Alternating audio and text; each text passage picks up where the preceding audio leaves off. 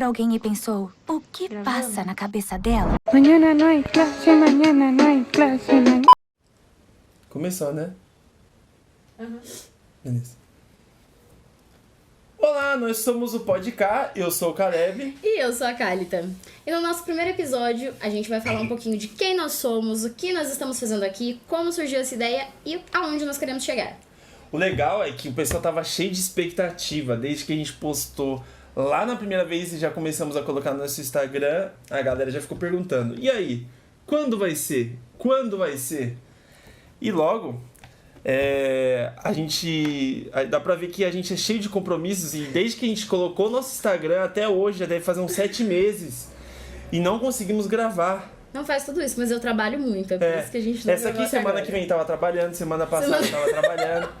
Porque se dá pra ver, né? Eu já errei tudo. Mas semana passada tava trabalhando, né? Ela trabalha na segunda, na terça, na quarta, na quinta, na sexta, no sábado, no domingo. É todo dia trabalhando e ela nunca conseguia vir aqui, né? A gente, vida adulta não é fácil, né? Não posso fazer nada. E principalmente até quando ela podia, aí eu não podia, porque era uma vez em 1 milhão. Porque com certeza você sabe. Ó, levando em consideração, toda vez, desde a época que a gente começou a falar sobre isso, ó, eu tava... Você lembra mais ou menos um mês que a gente começou a falar sobre isso? Foi no ano passado, eu lembro que foi no ano passado já, né? Foi no ano passado, um pouco mais ali pra agosto. Não. Não, foi mais pro finalzinho. Foi pro finalzinho do ano. E aí a gente via as ideias dos podcasts rolando por aí. E eu até tinha uma vontade lá dentro de fazer, só que o medo era imenso, né? E aí, um dia eu postei sobre um podcast. Aí o que você falou? Você lembra? Não, você colocou e você falou assim, nossa, se tivesse alguém pra fazer comigo, eu coloquei, só vamos. Só vamos. Só que eu não tinha pensado, né? Até Aí então, eu pensei o quê? falei. Vai começar semana que vem. Não, demorou 5 meses. E foi muito tempo. Mas hoje o que a gente queria falar? A gente queria começar falando da gente. Então, primeiro vamos começar com a Kálita. Kálita, conta pra gente. Vocês puderam ver aí no Instagram um pouquinho da gente. Lá tem o nosso currículo ministerial. É basicamente isso. E a gente vai começar falando da Kálita. Então a Kálita vai contar pra gente, Kálita, aonde você nasceu, da onde você veio. Olha, fique à vontade. Eu sou natural de Ibiúna, São Paulo. Eu moro em Votorantim, mas eu congrego em Sorocaba, então a minha vida é bem... Peguem seus chapéus e seus berrantes. Eu não morava no sítio propriamente dito, mas eu morava em Ibiúna, uma cidade menor que Sorocaba, né, no quesito... Sorocaba é considerada uma mini metrópole, né? Então, eu morava em Ibiúna até meus 13 anos, aí que eu vim embora pra cá, aí a gente foi pro campo de Sorocaba, do campo de Sorocaba eu comecei a trabalhar com o Ministério Infantil, né, que foi da onde surgiu a minha profissão. Porque quando eu comecei a trabalhar no Ministério Infantil, quando eu tinha 13 anos de idade, foi que eu entendi que eu realmente amava ensinar e queria trabalhar com isso. Sendo assim, sou pedagoga e trabalho já na área pedagógica, né? Já tem 5 anos. É capaz que vocês vão ouvir um barulho de ônibus e moto, porque é o tempo todo assim. Quantos anos? 5 anos. 5 anos. E quando eu fui escolher minha profissão, né? Eu sempre fui muito de querer direcionar minha vida para aquilo que Deus tem pra minha vida. Então eu falava que eu não ia fazer uma faculdade só por fazer, eu queria que aquilo tivesse um propósito. E quando eu fui pensar em fazer pedagogia, eu já queria pensar na pós que eu queria fazer, eu não queria só começar. Que foi quando eu orei numa segunda-feira, pedindo pra Deus um direcionamento, e quando foi no domingo, eu sempre gostei muito de educação inclusiva. E quando foi no domingo, na igreja que eu congregava e eu ia dar aula naquele domingo, veio uma criança com síndrome de Down. Com síndrome de Down não, minto. Com paralisia cerebral. E essa criança veio pra gente e no dia eu falo que eu vou de meio sem pensar, porque eu não pensei em como seria ter aquela criança dentro da salinha com as crianças. Eu só cheguei pra mãe e falei assim, eu posso levar seu filho pra salinha? Ela falou assim, mas ele tem uma deficiência, né? Eu falei assim, não tem problema, se eu colocar ele sentado no meu colo, o que ele faz? Ela falou, nada, ele vai escutar a história e escrever, tipo, rabiscar se você quiser. E eu levei essa criança pra salinha E quando nós estávamos na salinha, ele interagiu com todo mundo, brincou com todo mundo. E... vou chorar falar dele. Saudade dele. Ó. Pode. E quando acabou o culto, que ele não queria sair da salinha, a mãe teve que buscar ele lá. Ele não queria sair? Não, ele ficou lá. Ele ficava lá sentado, a gente falava que ia tirar ele falava que não, e ele ameaçava chorar. A gente teve que chamar a mãe dele. E a mãe dele me falou que era a primeira igreja que ela ia que aceitava o filho dela dentro da salinha. Aí a hora que ela falou isso, deu aquele start de tipo, nossa, eu orei segunda-feira querendo um direcionamento sobre o que eu ia fazer pro resto da minha vida. Então veio esse direcionamento. Foi aí que eu comecei a fazer pedagogia. Hoje eu já faço pós em educação especial e inclusiva. E é isso aí. E na vida ministerial, estou no setor 4. O setor ainda buga na minha cabeça. Estou no setor 4 e trabalho com a regência dos jovens. A Devanelville, @jovens indoor. Segue lá. Mas daí, quando você dava lá pras crianças, foi pro seu primeiro cargo na igreja? Foi. Trabalhar com o Ministério Infantil foi. Eu comecei na regência com 13 anos. Eu saí das crianças e fui reger as crianças, basicamente isso. Ministério instantâneo, já das crianças pras crianças, pra reger as crianças. Exatamente. Aí nisso eu já comecei a dar aula também de escola dominical pra eles e foi indo. E como era essa experiência de dar aula? Como foi as primeiras vezes dando aula pras crianças? Tipo, logo nessa idade você já tava dando aula pras crianças? Já. Eu acho que eu fiquei só regência, acho que foi questão de 3 meses, mais ou menos. Aí já precisava de gente pra dar aula na escola dominical, e eu sempre fui assídua na escola dominical, e o pastor chegou e falou assim, carga assim, Deus abençoe. Aí eu já comecei a preparar a aula pra eles. E o bom é que na assembleia, né, a gente tem a revistinha pra ajudar a gente nos primeiros momentos. Mas eu acredito que dar aula pra criança sempre foi algo muito natural. Não era uma coisa muito de tipo, meu Deus, eu não sei o que fazer. Quando eu chegava lá, eu só fazia. Você vê que é o dom, né? É o dom que tava acontecendo ali, você não trabalha. Mas aí depois, tipo, que você deu aula, qual foi os outros cargos que você teve? Trabalhei tipo, com adolescentes. Mas de crianças continuou ali quando você estava no campo de Sorocaba? Crianças a vida inteira, né? Foi dando porque aula eu trabalhava... Eu era de uma congregação que era perto de casa, no campo de Sorocaba, que era pertinho de casa. Aí lá a gente ficou, acho que uns 4 anos. Aí nesses 4 anos eu sempre trabalhei com o Ministério Infantil. E daí, no finalzinho, eu tava com os adolescentes também. Aí fomos pra sede de Sorocaba. Saímos da congregação e começamos a frequentar a sede. E de verdade, gente, eu fui pra lá com a intenção de não fazer nada. Eu tava numa fase que... Eu sempre brinco você tava na sede mesmo, na igrejona? É. Quando eu fui pra sede, eu falo que eu tava no piloto automático. Já tava com que idade? Eu tava com 15, 16 anos. E eu falo que eu tava no piloto automático, não era uma coisa que tipo, nossa, estou indo pra igreja. Não, eu tava indo pra igreja porque virou minha rotina de domingo, dar aula pras crianças virou minha rotina de domingo, e eu tava naquela fase de tipo, não quero mais fazer mais nada, tipo, só quero ir. Só que uma coisa assim que eu aprendi é que quando você tem um chamado de Deus e Deus tem um propósito na sua vida, não tem muito pra onde você fugir, né? Você pode tentar fugir pra onde você quiser, e Deus sempre vai lá e fala assim, queridinha, volta aí que você sabe onde você tem que estar. Então eu tava no piloto automático, só vivendo, literalmente. E daí eu falei pro pai, falei assim, vamos pra sede de Sorocaba e tal. E de verdade, meu primeiro pensamento em ir pra lá era, tipo, não ser conhecida, não fazer nada. E eu fui, acho que em um domingo. Quando foi no outro domingo, eu ainda tinha plena certeza de que ninguém me conhecia. Quando eu passei na frente da cabine de som, o líder olhou pra minha cara e falou assim, viu, você não cumprimenta seu líder, não? Eu fiquei tipo, eu achei que eu não conhecia ninguém. Mas aí nisso a gente já fez amizade com todo mundo, e daí eu já comecei tudo de novo, né? Eu comecei no Ministério Infantil, dava aula na escola dominical, aí eu fazia parte do grupo de teatro, grupo de dança, grupo de louvor dos adolescentes. Você lembra do que você sentiu quando você voltou a fazer as coisas? Tipo, você chegou no momento, e isso aí eu acho que muita gente já pensou isso, quem já trabalhou e já ficou um tempo parado, como comigo já aconteceu. Como que você voltou? Tipo, você pensava, nossa, dá pra fazer desse jeito, dá pra fazer daquele. Ou você já falava, nossa, isso aqui é muito perfeito, como que eu vou poder agregar? Qual que era o seu pensamento? Olha, quando eu cheguei na sede de Sorocaba, porque lá é uma igreja que tem uma estrutura muito grande, né? Então, você chega numa igreja dessa, já tem tudo, tipo, funcionando perfeitamente. Então, você chega e fica naquela, tipo, tá, eu vou dar aula pras crianças, mas o que eu posso fazer de diferente pra, sabe? Porque querendo ou não, também trabalhar com criança, você tem que conquistar aquela criança pra você. Não adianta você só chegar e dar aula, que se a criança não for com sua cara, meu filho, não adianta. Você não vai conseguir ter uma...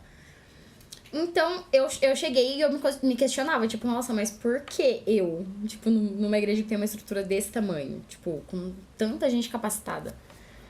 Mas aí depois, com o passar do tempo, né, e eu sempre falo que é aquele momento que você meio que se reencontra na sua fé também. Que você passa a entender que tudo que você faz não é em vão diante de Cristo. Então, a gente olha aquilo e fala assim, caramba, é o mínimo, mas nesse mínimo eu sei que eu tô atingindo a vida de uma criança que... Hoje mesmo, tem uma mocinha que ela faz vários dessas escolas de missões, sabe? E era uma criança minha, e é uma criança que um tempo atrás ela mandou uma mensagem pra mim, nossa, Tia Cá, você lembra de mim ainda? Eu fiquei, cara, eu lembro. E ela fala assim... a idade da Tia Cá? Quantos anos ela tem? Ela agora tá com 16. Ah. É, Brasil. 16. 16.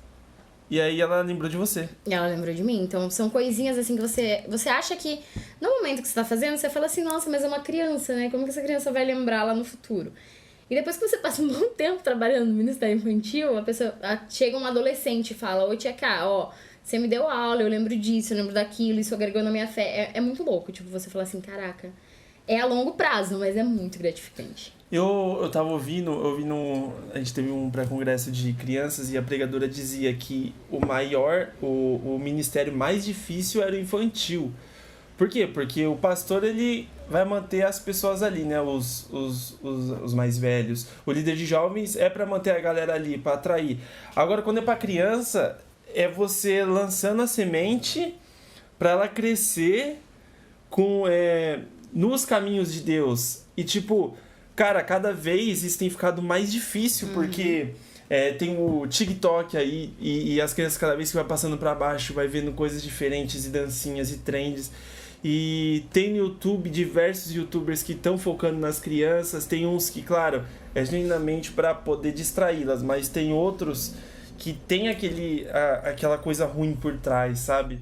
Então a gente tem que sempre tomar muito cuidado com as nossas crianças, né? Principalmente nos dias de hoje.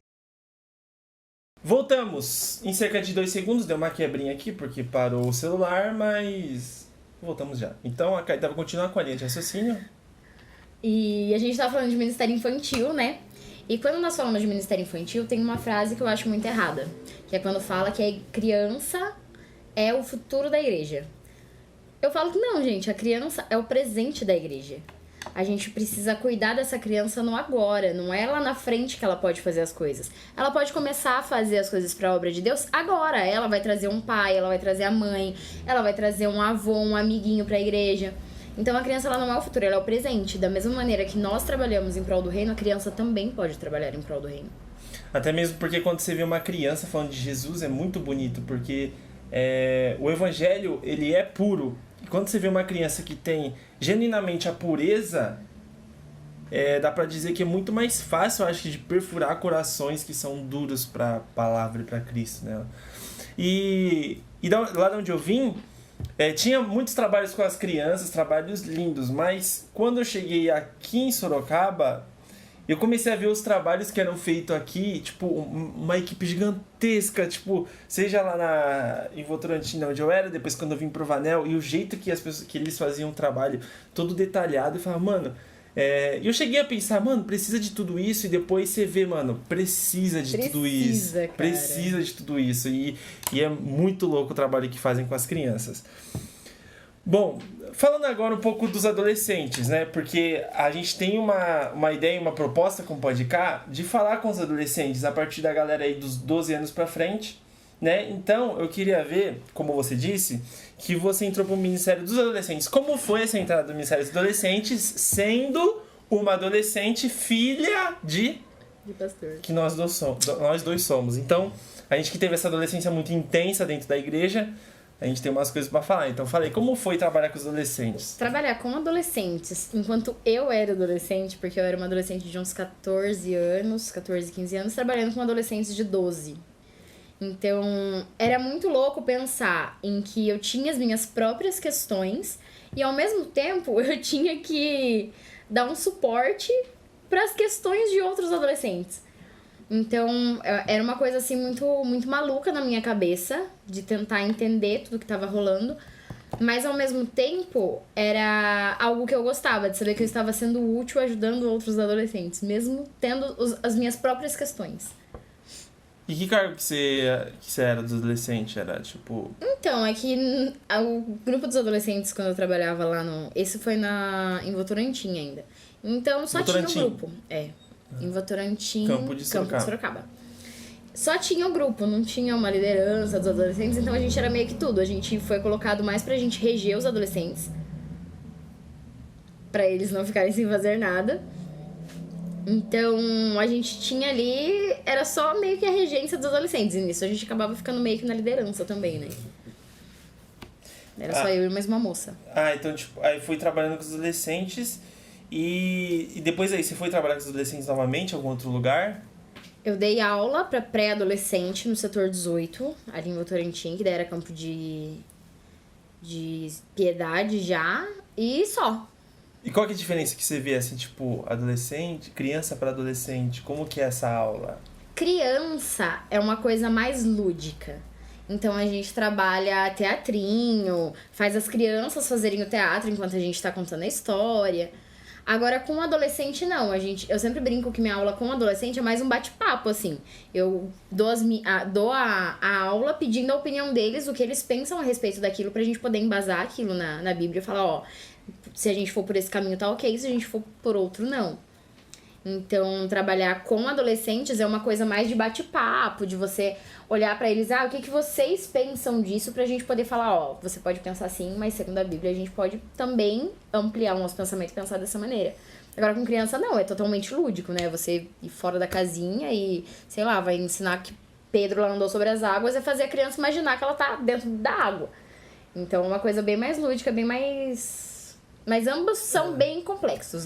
E é muito louco, porque a gente vê que os adolescentes, eles querem ser ouvidos. No meu momento de adolescência, eu falava, mano, eu penso assim, mas ninguém dá a mínima pro que eu falo. Exatamente. E quando você começa a falar, tipo, com o seu líder e você vê uma pessoa que tá pronta a te ouvir, e é claro, quando eu me tornei líder e com certeza quando você era professora, a gente buscava sempre ouvir o que eles tinham a dizer, porque você vê a diferença. Quando você dá atenção pro que eles falam, pro que vocês falam, quando a gente dá atenção pro que vocês falam, mano, isso muda tudo, faz muita diferença, porque a gente não pode reprimir os pensamentos, a gente tem que ouvir, porque é a partir do ouvir atentamente que a gente vai conseguir seguir pelo caminho direito, que é o caminho da palavra, o caminho estreito aí, né? E quando eu tava no Jataí, né, que o pai tava dirigindo a congregação Já no tava Jataí. Aí eu trabalhava eu dava aula pros adolescentes lá na igreja, pros pré-adolescentes. E era muito louco, assim, porque a gente sempre tentava ter uma aula, tipo, bem tranquila, sabe? E era muito engraçado, porque no começo não vinha muito adolescente pra aula. Depois que a gente começou essa de, tipo, vamos ouvir mais a galera e a partir disso começar uma aula, a gente tinha, tipo, uma igreja minúscula que era, então a gente tinha uma boa porcentagem, que era, tipo, 4, 5... às vezes 6 adolescentes. Então era uma coisa muito gostosa, assim, você vê o quanto eles serem ouvidos é importante, sabe? Exatamente. E quando você tem alguma experiência com os adolescentes, tipo, algo que você fez que você lembra até hoje, algo assim do tipo, alguém que falou com você novamente de algo que você fez que foi muito importante pra vida? Coisa desse tipo, tem alguma coisa dessa história com os adolescentes? Eu acho que tem uma aula que eu dei, isso lá no Jataí, que foi uma do que eles mais gostaram, que a gente precisava explicar a Trindade, né? Que é o Pai, Filho e Espírito Santo. E explicar a Trindade, tipo, como que 3 é 1 é 3. E é uma coisa que pra eles não tem muita lógica, né? Só que eu expliquei pra eles usando a água. A água, ela é líquida, sólida e gasosa. Os 3 são água. É tudo a mesma coisa. E Deus é assim, ele é o Pai, Filho e Espírito Santo. É 3 coisas, mas é tudo um só. É a mesma coisa da água, são 3 estados, mas é tudo Essa uma é coisa boa, só. essa é boa. E é da hora também que nas aulas para adolescentes a gente vê uma coisa. Se você não conseguir pegar... Se não tiver um assunto que já aprende eles desde o início, você vai passar a aula inteira puxando eles de volta. Então é assim, você tá falando, ele tá te ouvindo. Piscou e tá olhando um passarinho passando. Claro, a gente tá dentro de uma sala, não tá passando um passarinho. Mas suponhamos que tem uma janela. Aí passou um passarinho e tá olhando. Passou uma formiga no chão, tá olhando. E você atrai ele de volta. Então uma coisa que eu usava muito quando eu tava usando, depois de um tempo ensinando adolescentes, que eu aprendi, né, é você colocar tudo que você for explicar dentro de um contexto que esteja dentro da ideia da realidade deles. Mano, isso faz muita diferença e é engraçado como isso faz diferença, porque depois eles lembram, né? Tem uma coisa também que eu uso, é muito pela associação. E a galera tudo, tipo, ri demais disso, né? Que, tipo, eu falo uma coisa, né? Aí eu uso minhas piadas de trocadilho pra poder explicar aquela coisa. Então aí eles sempre lembram disso, porque através da piada ou através de alguma coisa engraçada, de um clique, você conseguiu colocar a mensagem. E é muito louco. Beleza, aí você era líder e regente dos adolescentes ou era regente dos adolescentes? Lá no Jataí a gente era meio que tudo, né? Meio que tudo. Da igreja inteira. Meio que tudo. E... Tá. E quando você já foi começar a trabalhar com jovens, aí você pode falar pra mim, tipo, suas experiências, você pode falar pra mim da época do grupo de intercessão e fala aí à vontade, até a época do Vanel que você tá hoje em dia. Com os jovens, eu basicamente regência, né? Nunca foi questão de liderança de jovens, até porque eu acho que deve ser bem complexo, né? Certo. Então sempre foi questão de regência, parte musical. E é um desafio gigantesco, principalmente, tipo, nas igrejas que a gente vai, né? Que a gente tem uma bagagem, tipo, musical muito boa. Tipo, os músicos são muito bons, as vozes são muito boas. E você acaba ficando, tipo, meu Deus, o que eu faço?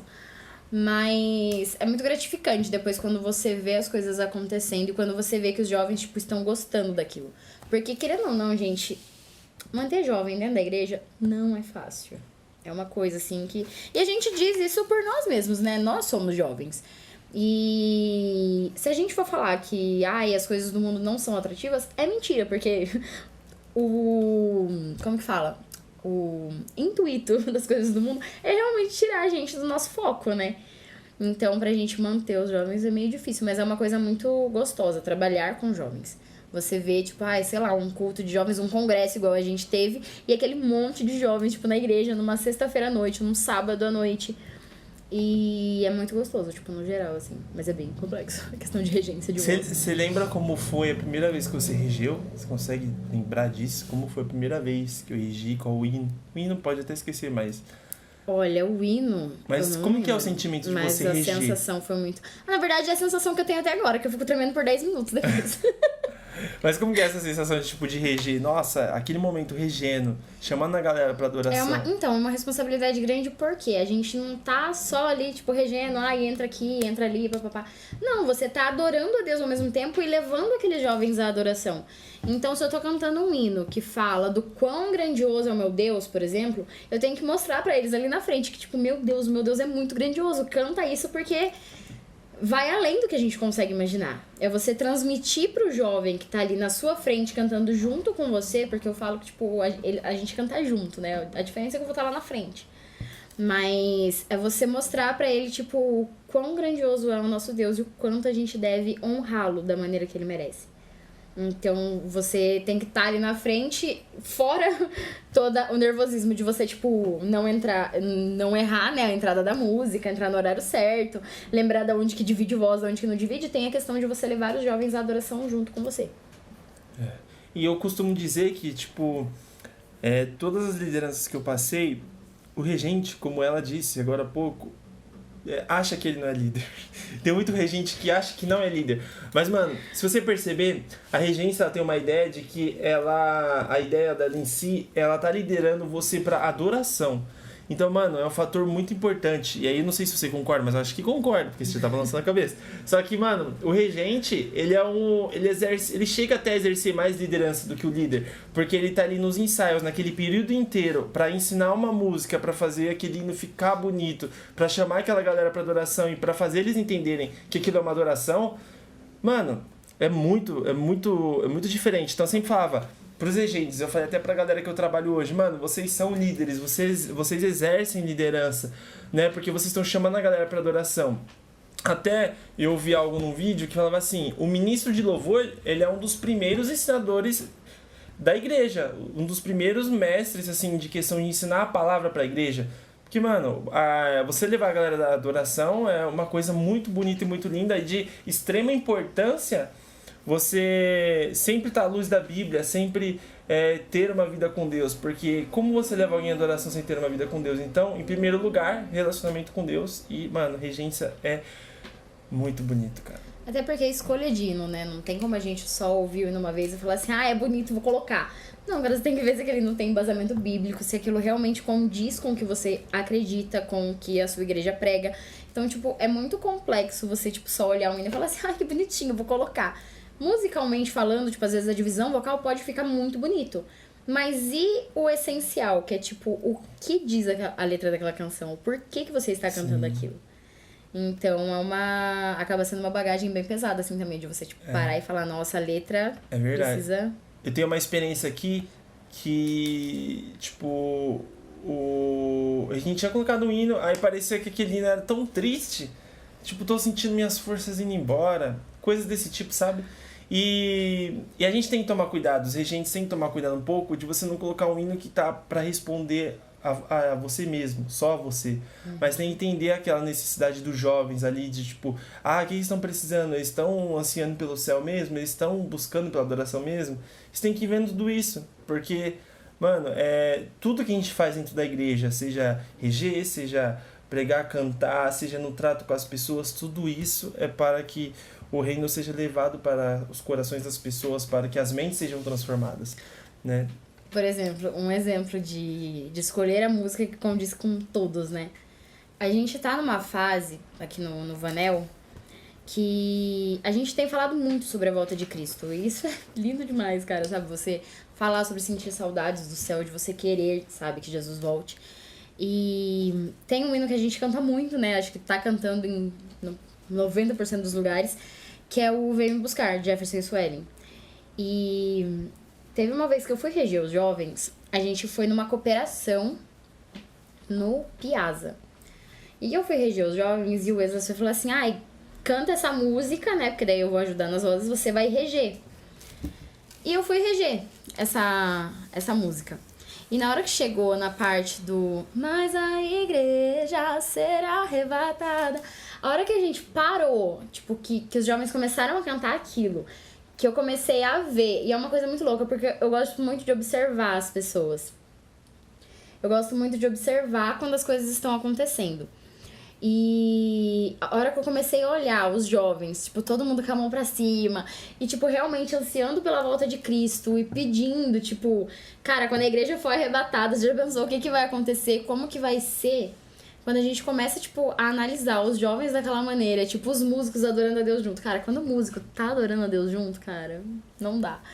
Porque, nossa, meu coração cheguei rasbatida. Porque, cara, é muito lindo quando tá todo mundo numa mesma sintonia, sabe? Tipo, adorando a Deus e daquela vibe de, tipo, cara, volta logo, Jesus, sabe? Então é muito gostoso. É verdade. E passando pra... Tipo, como tem sido, desde que você chegou aqui no Vanel, que a igreja que você tá, como que tem sido esses momentos aqui com eles? Ai, gente, eu amo vir no Vanel. Não é à toa que a gente sai lá de Votorantim e vem pra cá. Se você não conhece o Vanel, mano, vem no Vanel. Porque teve um congresso que foi muito louco. O Elias Maluf, número 2028, né? 2028. Então venham e sigam a nossa rede social. São jovens indoor e sem indoor. Brincadeira. Jovens indoor. Piadinha, sem graça. Piadinha. Mas beleza, fala aí pra mim agora, tipo, um momento que você passou que foi muito especial, tipo, da sua trajetória inteira até aqui, tipo, experiências com Deus, ou experiência mesmo na igreja com pessoas, que foi muito importante pra você? Ai, tiveram várias, né? Tipo, várias mesmo. Mas quando a gente chegou no Vanel, era a época que seu pai era pastor ainda, pastor Zé Carlos. E quando a gente chegou, foi muito louco, assim, sabe? Porque eu, assim, eu vou falar especificamente de mim, eu tava com uma carga emocional muito grande. A gente tava saindo de uma pandemia, a gente perdeu pessoas muito próximas. E eu não vou chorar. A gente perdeu uma pessoa muito próxima. E na época meu avô também não tinha ficado bem, porque meu avô tinha pegado Covid, quase foi entubado 3 vezes. E eu pelo menos cheguei numa carga, assim, mentalmente muito pesada, muito desgastada. E quando a gente veio aqui no Vanel, a gente veio no primeiro culto de jovens de vocês, que foi de sábado, que foi acho que agosto. Julho ou agosto? Foi Júlia. Julho, né? A gente veio no primeiro. E, cara, a maneira que a galera recebeu a gente, tipo, o quanto eles foram acolhedores, o quanto eles foram, tipo, parceiros, assim, em tudo, sabe? O quanto eles estavam realmente dispostos a ouvir a gente, a acolher. Nossa, foi surreal. Aí, depois disso, eu não saí daqui mais. Já deu um ano e pouquinho. E é nisso que você ganha as pessoas, né, mano? Tipo, no receber, no trato, no amor. Nossa, é muito louco. E fala pra mim, mais alguma experiência com Cristo aí que você teve nessa Mais nessa alguma? zoeira Eu acho que foi quando eu fui pra sede de Sorocaba. Porque eu falei naquela hora lá que eu tava no piloto automático e... E quando eu fui pra sede de Sorocaba, no primeiro encontrão que eu participei, o encontrão lá era tipo a vigilião na sexta-feira, um culto no sábado à tarde, sábado à noite e domingo. No sábado à tarde foi um culto, né, pros jovens, que o grupo de teatro Giovanni Si, acho que você conhece, né? Uhum. Então, eles que foram fazer a ministração lá. E eles foram fazer essa ministração e eles falaram sobre Naamã. Foi uma peça de Naamã. E eu falo que, tipo assim, eu tive um verdadeiro reencontro com Deus naquele dia. Sabe? Eu lembro certinho, assim, a imagem na minha mente, tipo, da música, qual o louvor que tava tocando, que era o maravilhado, extasiado, eu fico a ouvir teu nome. E eu lembro, tipo, da sensação que eu tive naquele momento de, tipo, de ter um reencontro com Cristo. Porque eu falo, gente, eu tava meio mais pra lá de Bagdá do que pra cá, né? Então, aquele momento eu falo também que foi um divisor de águas, assim, na minha vida, sabe? De, tipo, nossa, agora eu entendi o porquê que eu tô aqui, o que eu tô fazendo, o que eu preciso fazer e pra onde que eu quero ir, né? Que é o céu. E falando agora sobre sua vida profissional, né? Fala pra gente. Você já falou um pouco como você escolheu a sua profissão, mas agora fala pra gente como tem sido exercê-la, como você conseguiu o emprego lá, como você entrou nessa área. Fala pra nós. Olha, como eu entrei na área, né? Primeiro que eu trabalhava em uma imobiliária, né? Quando eu comecei a faculdade. Só que eu tinha muito aquela de, tipo, preciso, né, mudar de... sair da imobiliária e começar a fazer... Porque eu tava chegando na época de fazer estágio, 1001 coisas obrigatórias pra fazer. E... Nossa, Deus foi muito bom comigo, cara, que eu fui mandada embora. Eu já tinha conversado já com o meu chefe algumas vezes que em algum momento eu teria que sair por conta da faculdade.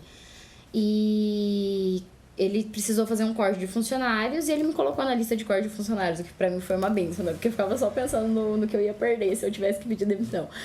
E foi muito louco, assim. Daí era eu comecei... registrado mesmo, não era aprendiz, registrado. né? Não, eu trabalhava numa imobiliária. Comecei como recepcionista e no final eu tava como secretária de vendas. Aí, eu comecei a trabalhar na área, né? Entrei numa primeira escola, fiquei lá, tipo, 6 meses. Só que, porém, todavia, entretanto... Gente, eu não sei nem porquê, mas o sonho da minha vida era trabalhar no colégio que eu trabalho atualmente. Que é o Colégio Objetivo. Que era o grande... O objetivo da minha vida. Que bosta. E tanto é que antes ainda de eu começar a trabalhar na imobiliária, o Esdras, que é um amigo nosso em comum, ele estudava na Exanc, né, que é a antiga Exanc, que é tudo da mesma... Não é rede que fala, né? Rede educacional, né? Ele fazia faculdade lá e, cara, ele levava um currículo meu lá toda semana. Pra mim trabalhar o quê? Na recepção, no atendimento, em qualquer coisa. Porque na minha cabeça eu ia entrar e começar a trabalhar lá. Aí, quando eu saí da imobiliária, entrei num colégio. Depois que eu saí desse colégio, eu acho que eu não fiquei nem um mês em casa. Porque daí eu já comecei a participar do processo seletivo do Colégio Objetivo pra estagiária de pedagogia. Glória a Deus. Glória a Deus. E comecei a trabalhar lá. E era pra trabalhar especificamente com um aluno da área de inclusão, né? E é um aluno que eu acompanho até hoje, já tem 3 anos. E lá dentro, nossa, gente, eu amo trabalhar com inclusão, eu amo trabalhar em escola. E é um aprendizado diário, assim, porque trabalhar com inclusão é uma... Como que fala? Gratificante? Não, é um aprendizado todos os dias. Porque eu trabalho com um aluno que ele tem uma deficiência intelectual, então... Às vezes a maneira que eu explico pra ele hoje é ok. Se eu explicar pra ele da mesma maneira amanhã, ele já não entende nada. Então, a gente aprende muito com ele, sabe? Em todos os sentidos. Tanto em como você valoriza a sua vida, o quanto você olha pra eles e fala assim, meu Deus, eles são muito inteligentes, sabe?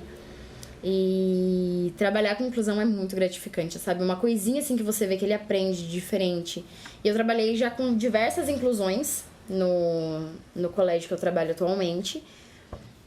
E além de trabalhar com diversas inclusões, né, eu já trabalhei, tipo, educação infantil, Fundamental 1, Fundamental 2 e agora ensino médio, né, porque meu aluno foi pro ensino médio. Então, trabalhar em diversas áreas dentro do mesmo lugar é muito louco, cara, porque é muito aprendizado em um lugar só, em pouco tempo. E é um lugar muito gostoso de trabalhar. E trabalhar com inclusão é incrível. Como que é o sentimento de ver o seu aluno aprendendo as coisas que você ensinou? Olha, é gratificante demais. No meu caso, eu choro direto. Quando você vê ele fazendo o que você ensinou? Só que eu não choro na frente dele, né? Porque eu vou ficar lá, tipo, na frente dele, da outra aluninha que eu tenho à tarde, tipo, oh, meu Deus. Não dá, né, galera? Mas, às vezes eu chego em casa, na hora de dormir, assim, eu fico pensando, nossa, meu aluno conseguiu fazer isso. Ou então, nossa, minha aluninha conseguiu fazer tal coisa. Gente, eu só, tipo... Porque, cara, é muito louco, sabe? Ver as coisinhas que eles conseguem fazer. Coisa que, às vezes, pra criança que a gente chama de, tipo, a criança normal, né? Tipo, não normal, né? Uma criança típica fazer é algo, tipo, só faz. Agora, pra uma criança que é atípica, cara, é muito louco. Você vê e fala assim, nossa, ela conseguiu pegar na colher hoje. Sabe? Tipo, pegou a colher e levou até a boca. Que pra gente é comum. Pra ele, quando eu vejo ela fazendo isso, eu fico tipo, meu Deus, ela tá comendo sozinha, sabe? Nossa. Então é muito doido. Que da hora.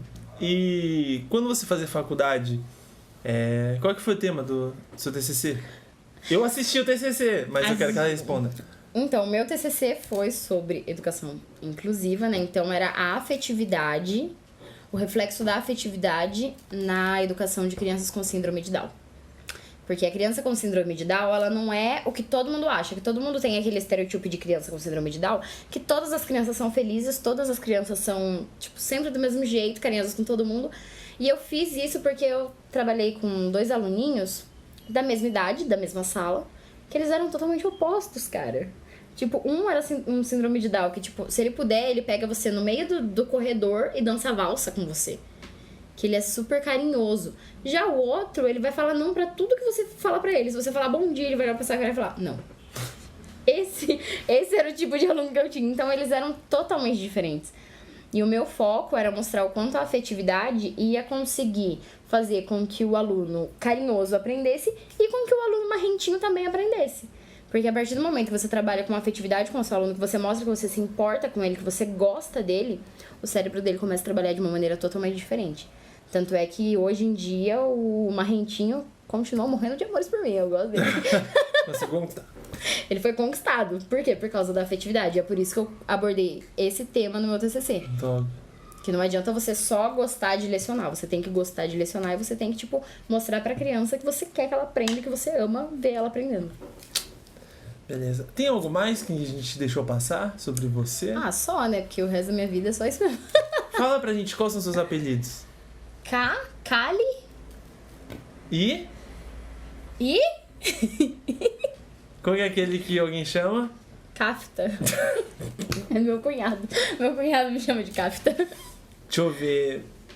Eu acho que só, não tem mais nada da minha vida de interessante. E da parte cantora? Ela é cantora? Não, gente, eu não sou cantora. Tá aí um porém, um equívoco. Eu não gosto de ser chamada de cantora. Gente, quando me chamam pra cantar em alguma igreja, coloca lá cantora, cara, então eu quero morrer. E de verdade, porque Nem eu não gosto. Eu não gosto de ser chamada de cantora. Gente, eu só tô... Apesar de eu não ter um fazendo- CD, mas isso é pro próximo episódio, eu não gosto de ser chamado de cantor também. Então, não sou cantora. Eu só adoro a Deus e é isso aí. Beleza. Eu acho que é isso, né, galera? E, para a surpresa dela, vamos para os vídeos que as pessoas... Brincadeira, tô brincando. tá Já doido? comecei a chorar, já. Mentira, eu não choro. Brincadeira, que eu pensei nisso durante aqui. Mas, beleza, pessoal, nós vamos fechando por hoje. E no próximo episódio, eu vou parar de falar um pouco, prometo. E a gente vai saber um pouco da vida do Caleb, porque a gente não descobriu nada até agora, a não ser que ele trabalha com jovens e adolescentes. É, que são poucas coisas sobre Bíblia. Vai lá no Soma Jovens e se inscreve lá, porque... Não se inscreve, não. Segue lá o Instagram, né? Porque no próximo a gente vai falar mais sobre isso. Uhul! Mas não esquece dos jovens indoor também, hein? É, abre a foi falado porta, hoje. fecha a porta, com dor ou sem dor. Ignora as piadinhas. Mas uma piada sobre indoor. Eles falam indoor, aí meu pai fala assim, pode tocar em fire? Ou em Sir. Mas eu não sabia. Essa é boa, né? Essa é boa. Mas beleza. Pessoal, a gente vai... a gente tem que apresentar a nossa inspetora e diretora de qualidade aqui, que montou toda essa estrutura. Eu não posso deixar de honrar minha noiva linda, maravilhosa, que está por trás das câmeras. Princesa. Mas eu sei que ela não vai querer aparecer, porque ela não se maquiou e nem se arrumou. Mas vem aqui aparecer. No próximo episódio eu apareço, pessoal. Tudo bem com vocês? Colocar uma fotinho, pá. A gente vai colocar uma foto dela toda desarrumada. Mas é que hoje eu tô mesmo bagunçada, só preparei o cenário aqui pra eles. A estrela desse episódio é eles. E é isso aí. Beleza, pessoal, não esqueça de se inscrever, se curtir, compartilhar, compartilhe com seus amigos. Faz uma oração aí pra acabar, fião. Beleza, eu vou fazer. Mas se inscreve. Não se esquece, manda pro seu amigo. Sabe aquele seu amigo que não sabe o que pensar? Manda ele pro podcast, que aqui a gente vai falar várias coisas. Agora vamos orar pra gente encerrar.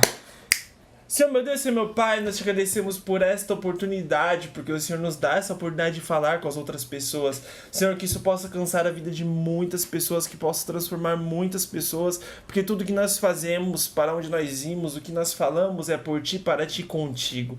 Esteja sempre conosco, em nome de Jesus. Amém. Amém.